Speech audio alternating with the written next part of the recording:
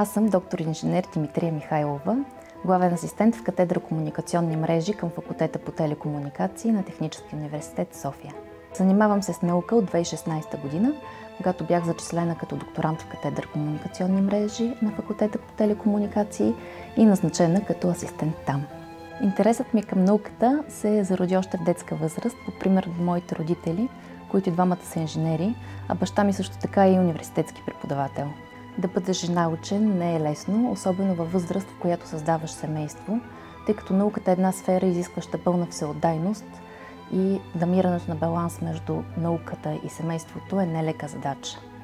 Аз съм майка на две малки момиченца, на 3 и на 5 годишна възраст, и успявам да съчетая преподавателската дейност с науката и с семейството, благодарение на моят съпруг, който изключително много ми помага, често ме отменя в домашните ми задължения и винаги ме подкрепя в професионалните ми начинания.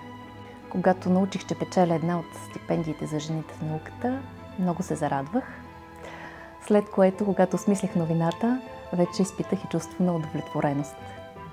Първият човек, на когото споделих новината за стипендията, беше моят съпруг, след което я съобщих на научните ми ръководители и на моите родители, тъй като именно това са хората, без чиято помощ и подкрепа не бих могла да се справя. Темата на моят проект е подходи за киберсигурност срещу атаки, използващи машинно обучение и изкуствен интелект в безжични системи от следващото поколение. Светът, в който живеем, все по-често се говори за войни, включително и за хибридни такива, и темата за сигурността става все по-актуална. Основната цел на моят проект е да анализира атаки, базирани на изкуствен интелект и машинно обучение, както и методите за тяхното противодействие. В резултат следва да бъде предложен нов алгоритъм или метод, който да бъде в състояние да противодейства на подобен вид атаки.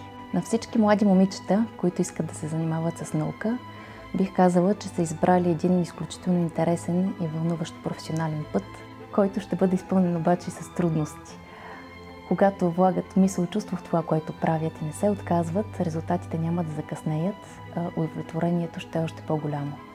Вярвам, че светът има нужда от наука, която стои в основите на развитието на обществото, в подобряване на качеството и начина на живот, и съм убедена, че науката, както и всяка една сфера от живота, има нужда от жени.